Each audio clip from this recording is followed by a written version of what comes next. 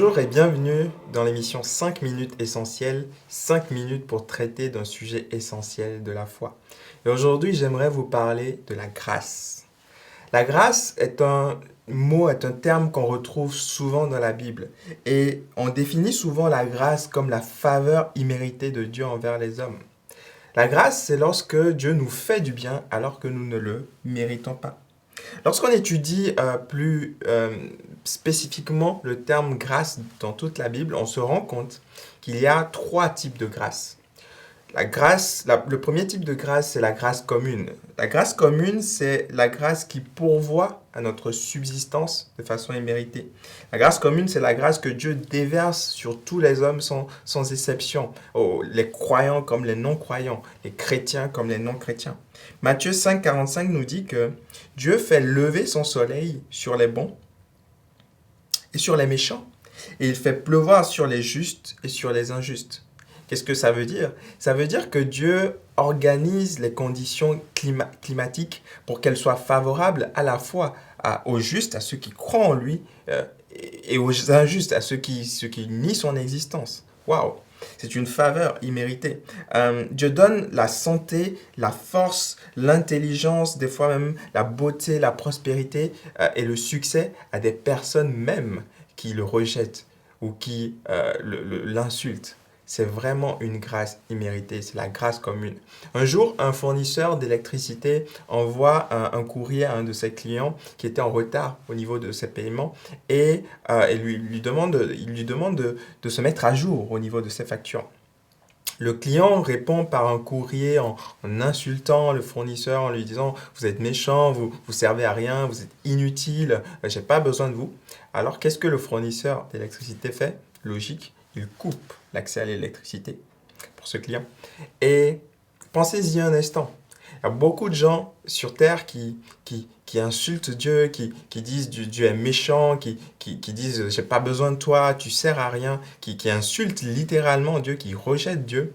Et pourtant, Dieu ne leur coupe pas l'électricité, Dieu ne leur coupe pas l'énergie, Dieu continue de leur donner le souffle de vie, Dieu continue de leur donner la santé, Dieu continue des fois de leur donner la prospérité. C'est la grâce imméritée, c'est la faveur imméritée de Dieu sur toute la création.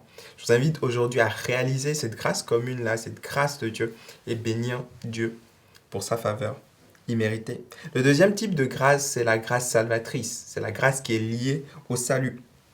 L'apôtre Paul va nous parler de cette grâce-là. Il va dire dans Romains que nous sommes sous le règne de la grâce, sous le régime de la grâce, que nous sommes dans des temps de grâce.